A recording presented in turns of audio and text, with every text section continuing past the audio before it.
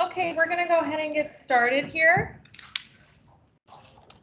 My name is Tanya Jackson. I'll be the moderator for the room. I'm from Montrose Air Quality Services. If you have any questions, please don't hesitate to ask. We'll allow anywhere from 5 to 10 minutes for the last part of the presentations to allow for questions.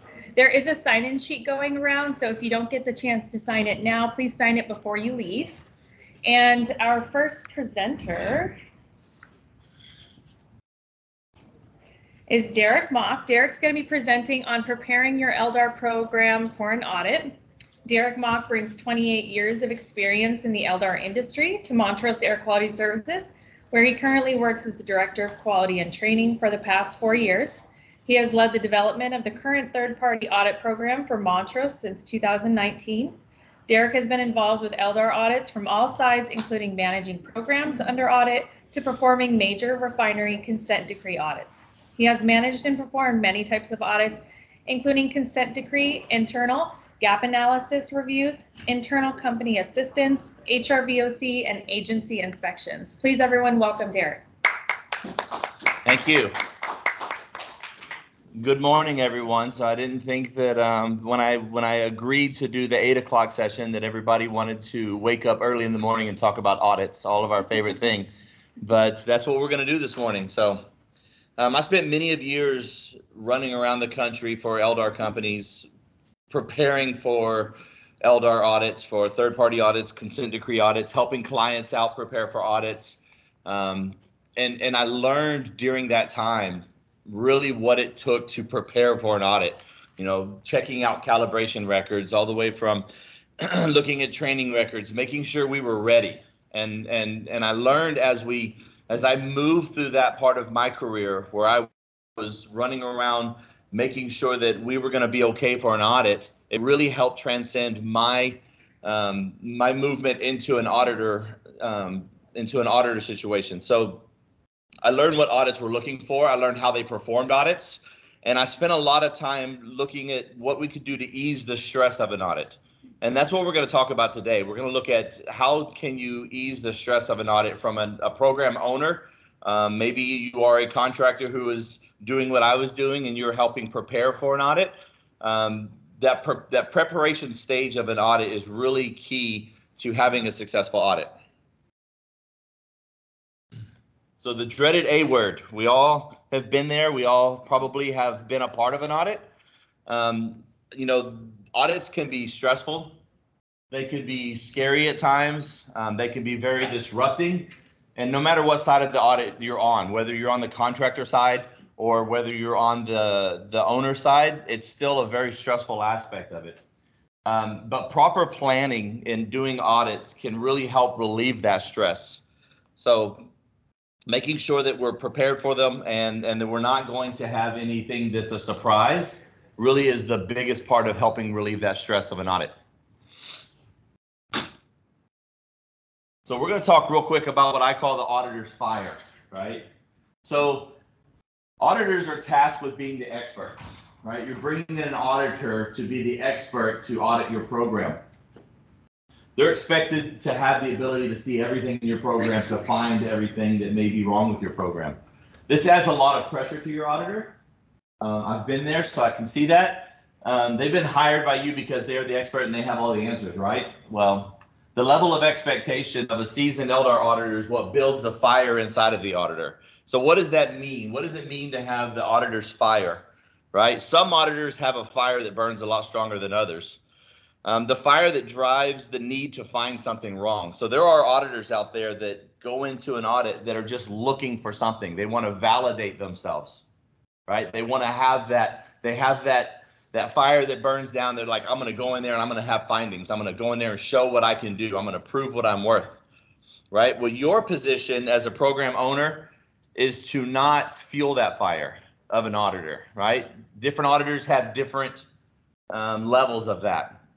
So it's very important that you don't feel that, right? So when auditors find things that are missing, or they find that low-hanging fruit, the things that are easy to find as an auditor, it just keeps fueling that fire, right? So what we're going to talk about today is what can we do to help extinguish that? What can you do as a program owner to not feel that fire, right? So that's the last thing we really want to do is to continue to feel that fire.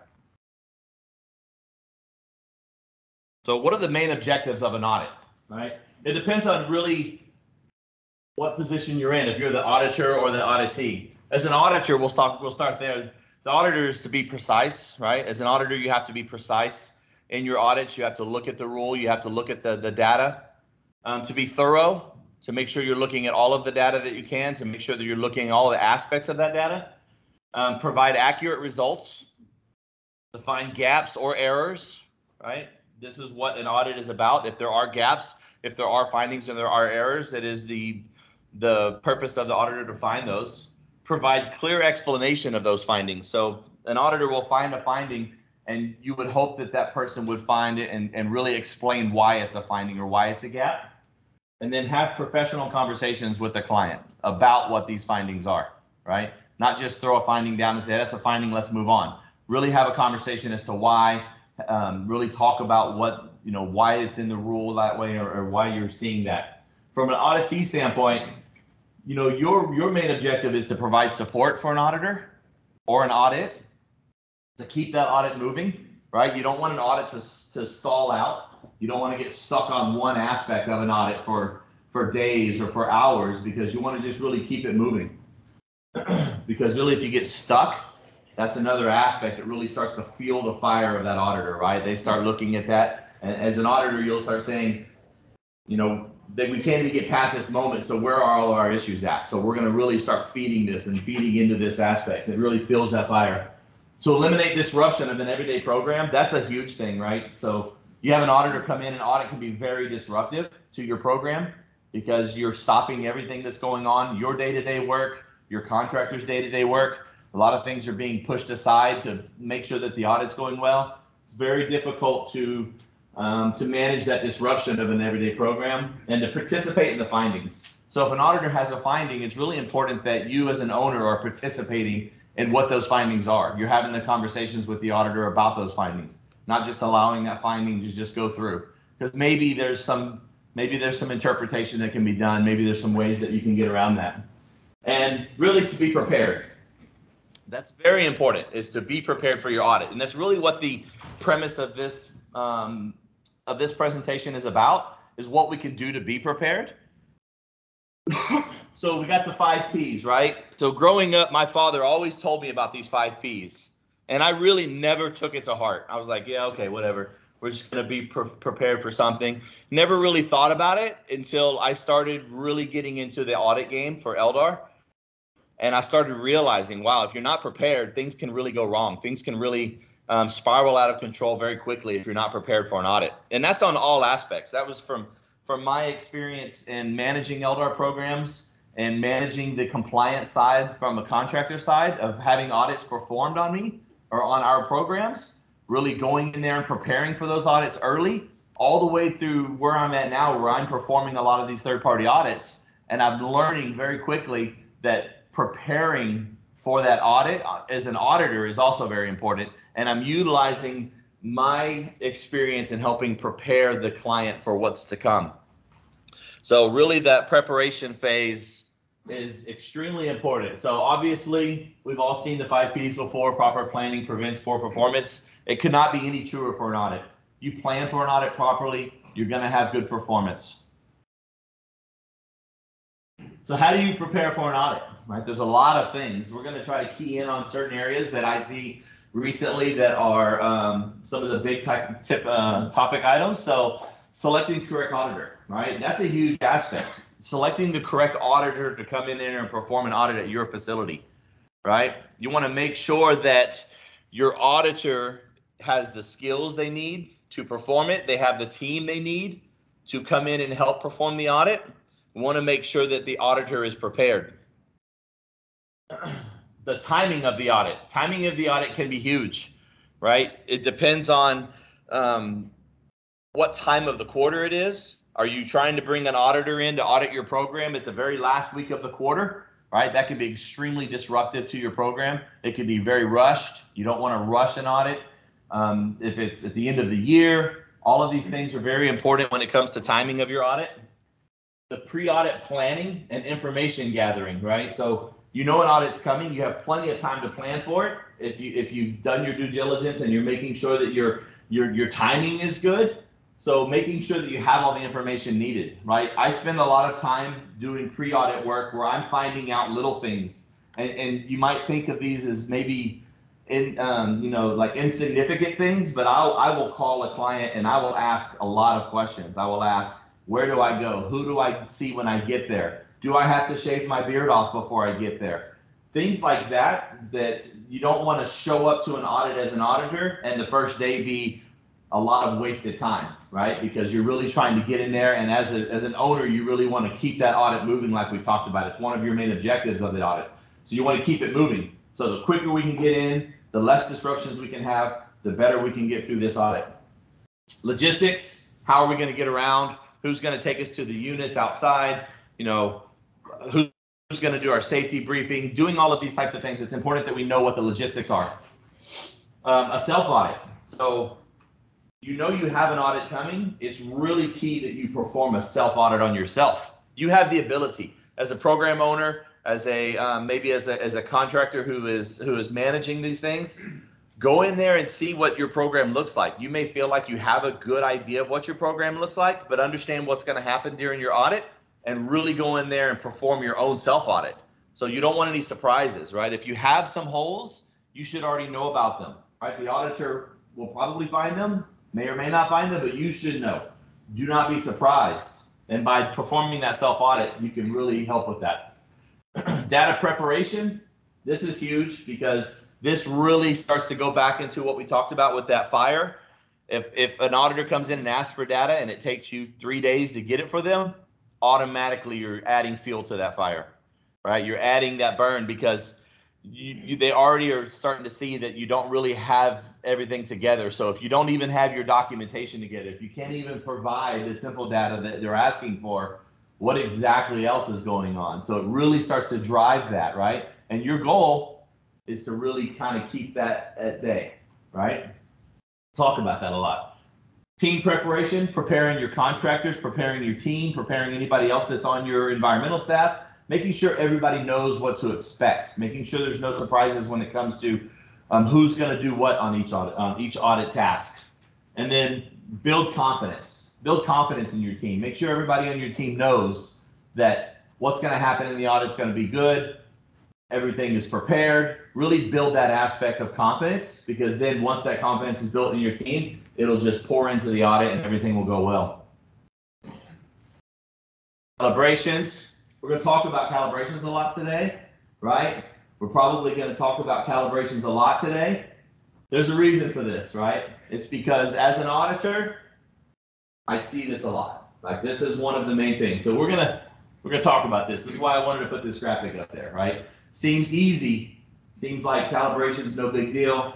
Trust me, it's a big deal. So a lot of preparation. We got to prepare our calibrations too. Selecting an audit. So we're going to start getting into some of these.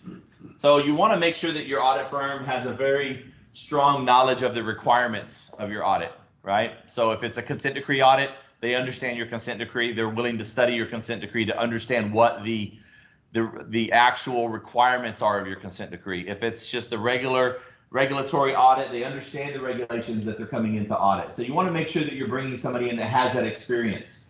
Not only the experience of the regulations and all of that, but the field experience as well.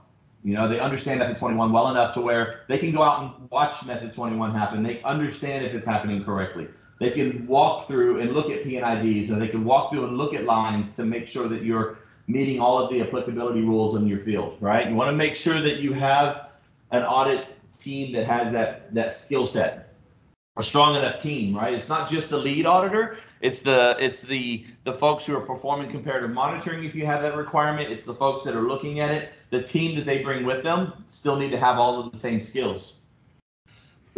They can manage all aspects from the data to the field. We just talked about that. Database, they have skills in the database. They have skills in the field.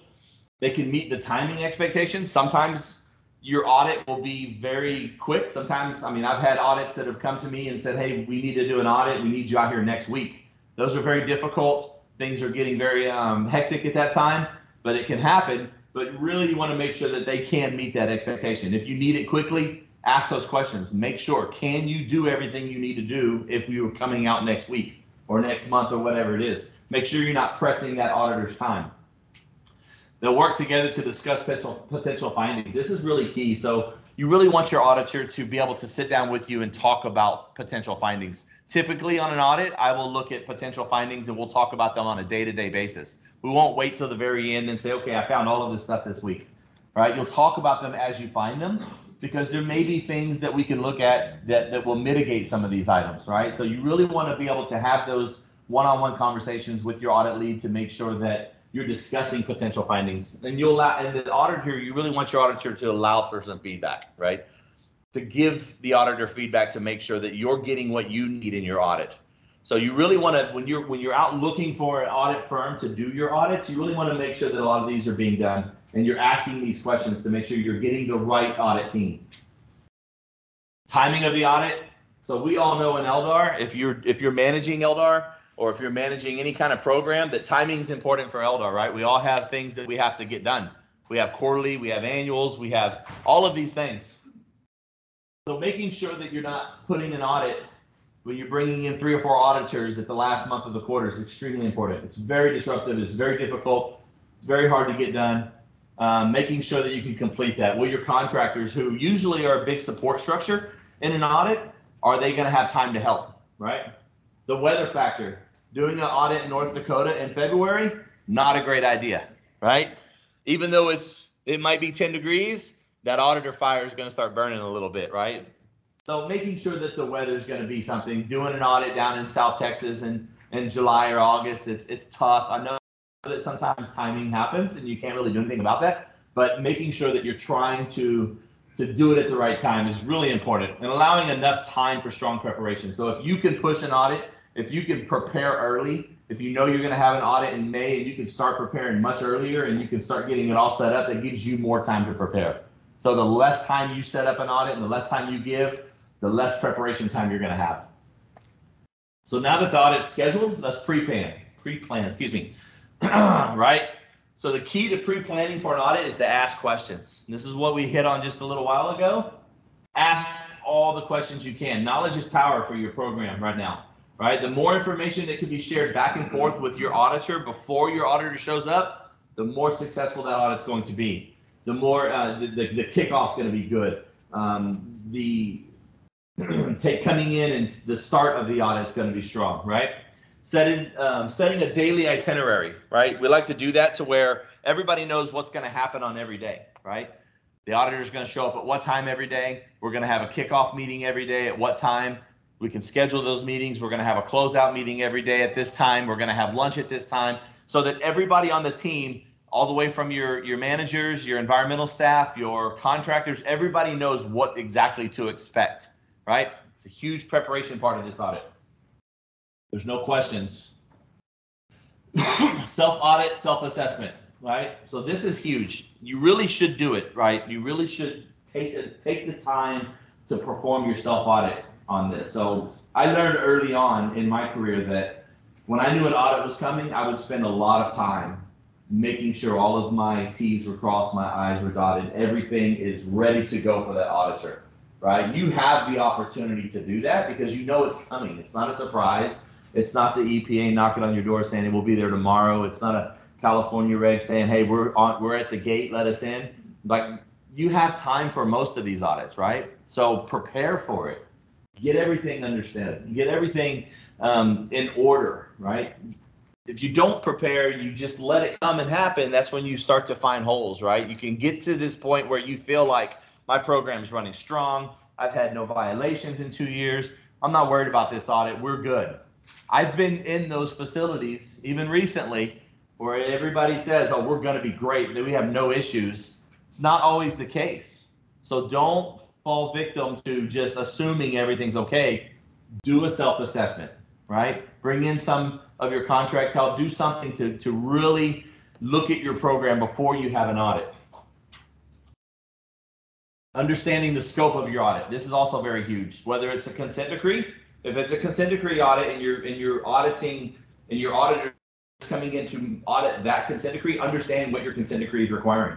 Understand the regulations that you have set up at your site to where when those findings may happen or when questions come up, you're not scrambling to go in there and figure out really what are we supposed to be doing anyways.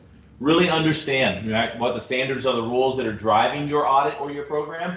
There are consent decrees out there that have an actual instruction manual on how to perform an audit. Understand what that says, because really that your auditor is going to come in, if you selected the right audit firm, they're going to come in and they're going to perform the audit to the standard. So you knowing the standard makes things go super easy. Data preparation. Right, this one's pretty big because the data that the auditors will come in and request, make sure that it's prepared properly, right? If they're asking for calibration records, make sure the calibration records are ready to go. They're readily available. They're easily readable. They're easily transferred into the auditor's possession to go in there and do it.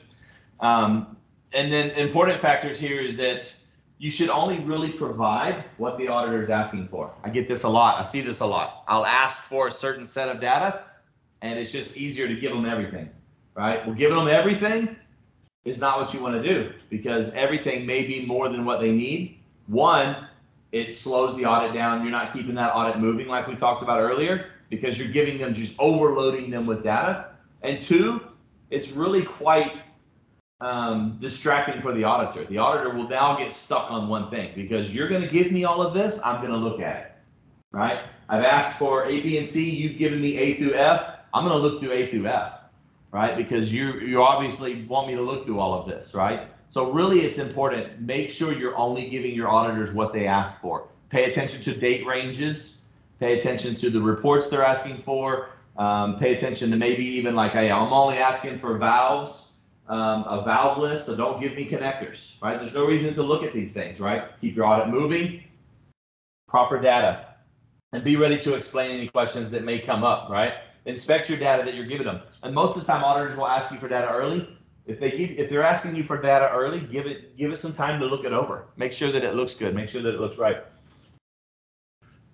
We're back to the calibration, right? So calibration gets its own slide in this presentation. Yes, it does. Why does calibration get its own slide? Is it really that important, right? Calibration, I always tell my folks that calibration is the easiest thing to do in LDAR, and it's the easiest thing to get wrong, right? To this day, after all of these years of doing LDAR audits and all of these years of running LDAR programs, I see calibration errors all the time. And it really starts to make me wonder, like, why is calibration so difficult to do? Why is it so hard? It's because there's a lot of factors in calibration. You got a lot of machines sometimes that you're calibrating. There's times when it's electric, there's electronic calibrations, there's times when it's on paper, there's human error where they're transposing numbers. You have monitoring records that are going into your database and they're being hand entered because it's a remonitor on a leak and somebody's just throwing that data in there and putting it wrong, right? Calibrations, I would not say all, most of the errors that I do find are usually typo errors, right? So really pay attention to your calibrations, because calibrations is one of the first things that most auditors will come in and look at, because it's one of these things that as an auditor, it's like, okay, I've got to go look at your calibrations. Let's go ahead and get your calibrations over with, right? Let's go ahead and look at them, get them knocked out. Then we can move on to the other stuff in the audit. And then I usually get stuck right there on calibrations, because now I'm finding errors and now I'm finding missing calibration records. And I'm like, okay, so now my first 2 days of an audit is based around calibrations, right? All of a sudden that fire is burning strong, right? Your auditor fire is now burning because the easiest thing in an LDAR program is not even right. So now let's go start digging. What else is there? Calibrations is huge. So prepare for your audit by reviewing your calibration records. I can't say that enough. Look at your calibration records, make sure that they're in order. It is the lowest. It is the absolute lowest of that low-hanging fruit. We've probably all heard that term before. What is low-hanging fruit? An auditor uses that term a lot, right? It is the absolute lowest of low-hanging fruit is your calibration records. Team preparation, right? preparing your team for the audit. So your environmental team, they should be ready to support all aspects of the audit, ask questions, you know, gather whatever needs to happen for your auditor. Usually they're the front line. They're the ones that are helping everything go. This team needs to be prepared for all aspects, right? Operations, that's another thing that's huge, right? Prepare your operations team. Let your operations team know, hey, we have auditors coming out this week. They're going to be coming into your unit. Make sure you're sweeping your unit. Make sure you're looking at your open-ended lines. Make sure you're making, you know, everything's ready to go. Make sure your permitting's ready. We don't want to go out to a field to start doing an audit and we're sitting in there waiting for a permit for 3 hours. So get your operations involved, right? Make sure they know what's going on. And then your LDAR contractors, they usually play a huge role. And I am an LDAR contractor. I've spent many years managing and working with LDAR audits. So making sure that the LDAR contractor is prepared, not only from the management side, make sure that your LDAR contractor management side knows that you're having an audit, they can support you. They're the ones that can come in and help do some of the pre-planning, some of the preparation, get them involved in it. And then your team on the ground, right? Your supervisors, your leads that are going to be taking the auditors out, make sure they know exactly what's going to happen. Make sure they know exactly what's going on. Here we go again. Back to calibration, right? I know that I'm harping on calibration, but again, I'm telling you as an auditor who's doing multiple audits every year, this is what I'm seeing. This is my gift to everybody in this room. Calibrations are the biggest problem that I see, right? So we're going to talk about it again. We have missing daily calibration records. We have incomplete records, data entry errors. We have missing pre-cals, missing cert docs, incorrect concentrations. All of these things come into play when an audit happens. We're seeing this all over the country. We're not seeing this in different types of, or in one type of industry, it's everywhere. When there's calibration records involved, there's errors involved. So I can't say it enough. Make sure you're looking at your calibrations. We're done talking about calibrations now, by the way. Low-hanging fruit, we just talked about that, right? We've discussed how there's a lot of things that can be low-hanging fruit. This can really make your audit unsatisfactory, right? Being fully prepared is the best way to prevent all of this low-hanging fruit. Your calibrations, that's the lowest of the low. You know, your late leaks that you can look at and see, that's all low-hanging fruit, right? You don't want to come in and have your auditor's fire burn bright because they've got a bunch of low-hanging fruit that they can just come in and find. Recent experience. So let's talk about an experience that I had recently. I really spent a lot of time on an audit that I performed just weeks ago. Preparing for this audit. It was a huge audit that I was awarded that I went and performed, and I had very high expectations. I've heard a lot of things. This is where that auditor's fire that I keep talking about really comes into play, because an auditor kind of already has an idea. From, like, this is just me talking from experience.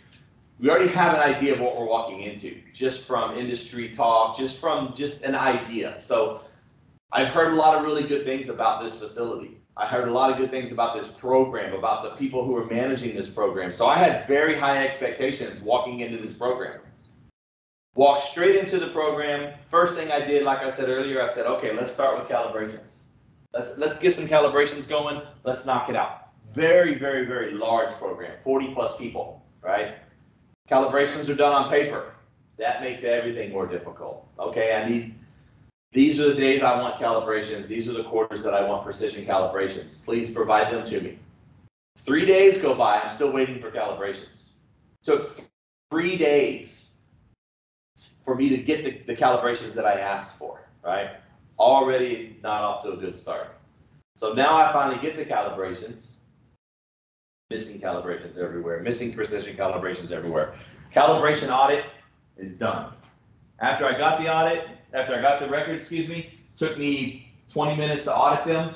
You have missing calibration records. You have a systemic calibration problem. Let's move on. But it automatically started fueling things. It automatically started pushing into, well, really, it took my perception of what this site was going to be, and it really just geared it in the other way, right? That low-hanging fruit, I walked into that site, and I started tripping over the fruit because it was everywhere. Right? And this was one of these facilities that said, oh, we're going to be perfect. We have no issues. It happens. That's because they were very unprepared for an audit, because they really thought my program is great. We've had no issues. We've had multiple audits in the past. Everything is good. Come on in. We'll be out of here in 2 days and we're going to go.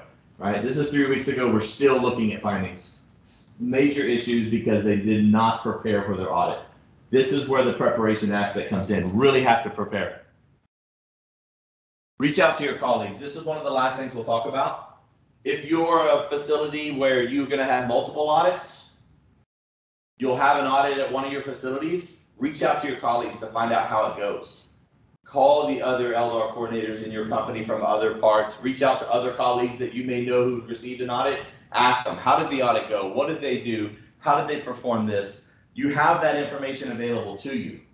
So really go out there, reach out, talk to people in the industry, find out how it's going. Find out what the hot topics are. Right now I'm telling you it's calibrations in my aspect, because that's just what I've seen. But really reach out there and talk to people, right? You have the ability to reach out and call. Talk to your contractors. Your contractors are probably looking at this because they're dealing with a lot of different companies, right? They're seeing this. Have them share some of the findings that they're seeing so that you can learn from that as an owner, right? That's very key. Understand what industry's looking at, understand what you can do to help prepare. So final thoughts, in summary, very simple. Be prepared and audit your calibrations. That's really the key, right? Make sure that you're not going to be surprised with any aspect of your audit. Make sure you know what's going to come. Make sure you have everybody ready. Make sure all of your data is ready to go. And you should have a successful audit. Are you going to find holes? Are you going to find things? Sometimes it happens. But you may not find things that you would have if you actually would just prepare. Any questions?